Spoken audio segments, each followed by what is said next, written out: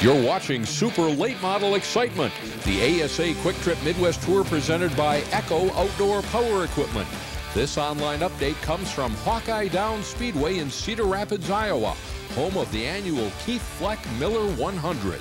Hi, I'm Bill Holland at Hawkeye Downs Speedway in Cedar Rapids, Iowa, home of the annual Keith Fleck Miller 100. This race is the 6th stop on the 2009 ASA Quick Trip Midwest Tour, an event that's been part of the series since the very beginning. There is a lot of history at this racetrack and with this event. With more on that story, let's go to Jana Jerkovich. Thanks, Bill. You talk about history here at Hawkeye Downs. It's actually the first paved track in the state of Iowa. And there's plenty of history with the Keith Fleck Miller 100. It's a race Keith Fleck himself started 37 years ago, and it's now carried on by his son, Dudley Fleck. Something neat a lot of people outside of this area don't know about the race is there's actually a charitable component. Each year, a portion of the proceeds go to a charity, and this year it's the Boys and Girls Club. It started way back in the 70s with my dad. There was another charity race, and they decided to quit doing it. And so when he decided to get in the race promoting business, his one-time-a-year deal, he said, well, we might as well carry on from that, the old race that was doing charity. And it really just made it more of a feel-good thing than anything. You know, the racing was a great way to bring a lot of people out here, but the charity part really motivated us to keep it going. The community down here is awesome. They support racing. You know, the Fleck Memorial has been going on for many, many years, and it's great to be hooked up with Dudley and his family to help promote and help out the Boys and the Girls Club of America. Local drivers have an extra incentive racing in front of their hometown fans. Cedar Rapids is still rebuilding from a devastating flood last summer.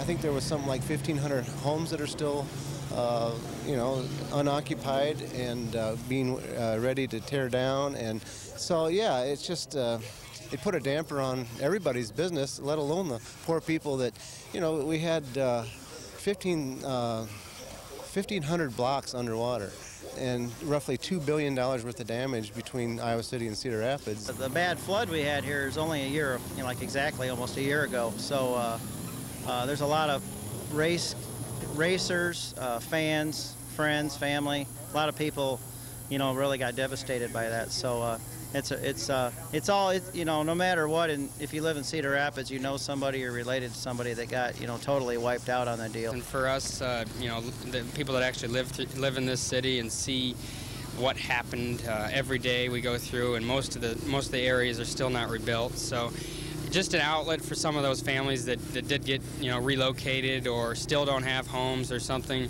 I mean, I assume it's just an awesome night for them to come out here and watch 100 laps. It's some of the best short track racing in the nation. It's just remarkable, all the city and everybody's pulled together, and it's unbelievable they can still even put on a race after that deal. So yeah, it's got to hand it to everybody involved, community, the fans, everybody. It's pretty amazing. 2007 Series champ Nathan Hosley comes to Hawkeye Downs on top of the current point standings, with fellow Wisconsin racer Steve Carlson looking for a 3rd straight win in this event. But don't overlook Central Wisconsin driver Mark Kraus. Second at the last tour stop at Illiana Motor Speedway, Kraus led much of this race last year. It helps the confidence. I mean, they always say you need a top 10 to get a top 5 and a top 5 to get a win. So that's what we're working at. Hopefully to be in the top 5 again tonight and run towards the front. And the Midwest Tour's finest will be joined by one of NASCAR's stars. Jana's with Ron Hornaday. Camping World Truck Series driver Ron Hornaday comes over to the ASA Midwest Tour this week. I know you try and get your foot in a couple of late model races during the year, but why come to the ASA Midwest Tour this year? You know, I've ran it a couple times last year, maybe 3 or 4 times, but got an opportunity. Frederickson loaned me his car, and we're up here at Hawkeye Downs, and I've always wanted to run this racetrack. It's got a lot of good names come from this track, and having a lot of fun so far. Just to come see the fans and all the support of what these guys give us on our normal weekends, and then these are local Saturday nighters, and if you come back and support them with what they've been doing, that just does a lot for the whole sport, and just come to see different fans. It's always, the fans up here love racing, and it's probably the politest fans I've ever seen, because they always wait in line when we come up here to Milwaukee and stuff like that. It's always a line. They don't just bombard you. So you definitely enjoy when you come up here and try to put on a good show. Thanks a lot, Ron. And of course, Ron Hornaday and Kevin Harvick at Kaukauna, August 4th. We've got highlights from heat race action and the very competitive last chance qualifying race right after this.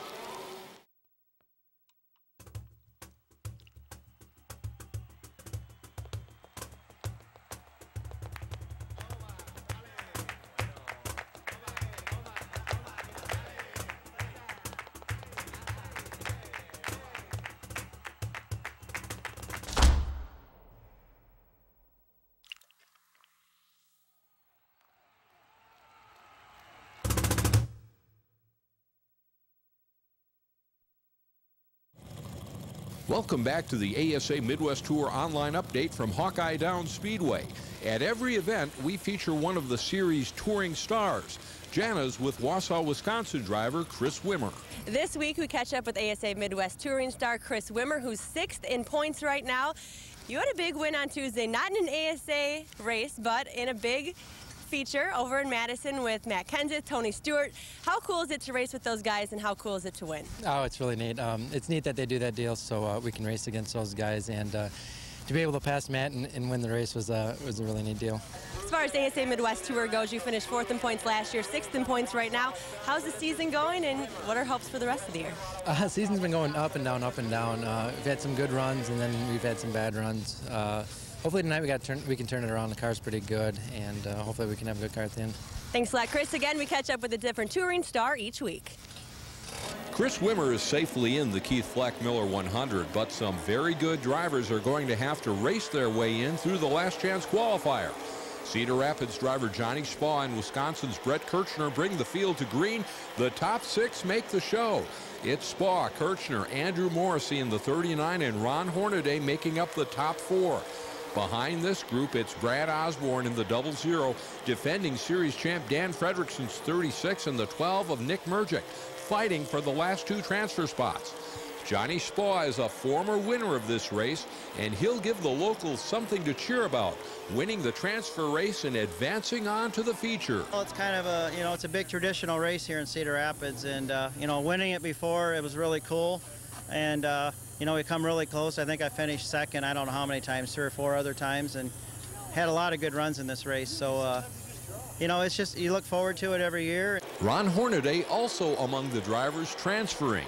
He's racing a car prepared by series champion Dan Fredrickson. It's tough, especially when a guy brings 2 cars, and it's tough to try to get the crews to get both cars going at the same time. And these guys do it every weekend. It's like them coming to the Truck Series. I know I can beat them when they come there. So hopefully just come out and put on a good show, and if we can run the top 5, that'll be an accomplishment for me. Championship points are at stake in the heat races for the qualifiers already in the show. Wisconsin driver Kyle Kalmus in the 9 and Tim Schendel in the 21 bring the field to green. Kalmus will hold the early lead with the field right there as Schendel gets shuffled back. But Tim Schendel won twice on the tour last season, and he'll make his way back to the front. Last lap, and it's Tim Schendel coming home first in his heat race. I really wanted to win the heat race. I thought starting on the outside of the front row wouldn't be too bad. But kind of got a little pushing and shoving, and but anyway, got back down to the bottom and could try to work my way back up there. So I had a good enough car to do that, and we'll adjust on it for the feature and keep moving on. In the second heat, it's Wisconsin's Blake Horstman in the 75 and the black 88 of Minnesota's Trent Snyder up front, and we're green. This one is going to be hard fought, just like the first. It's Horstman on the inside and Snyder on the outside, lap after lap. And trouble as Escanaba, Michigan's Jamie Iverson is in the soft wall in turn 1. He'll be able to drive the 97 away. Back to green, and Steve Carlson's caught the leaders. But it's Horstman out of Bangor, Wisconsin, taking the win. I think I really found out what the car is going to do racing that hard. We need to make a few adjustments. I think we'll be better if we make them adjustments, and hopefully it'll make the car better. When we return, highlights from the 37th Keith Fleck Miller 100. Don't go away.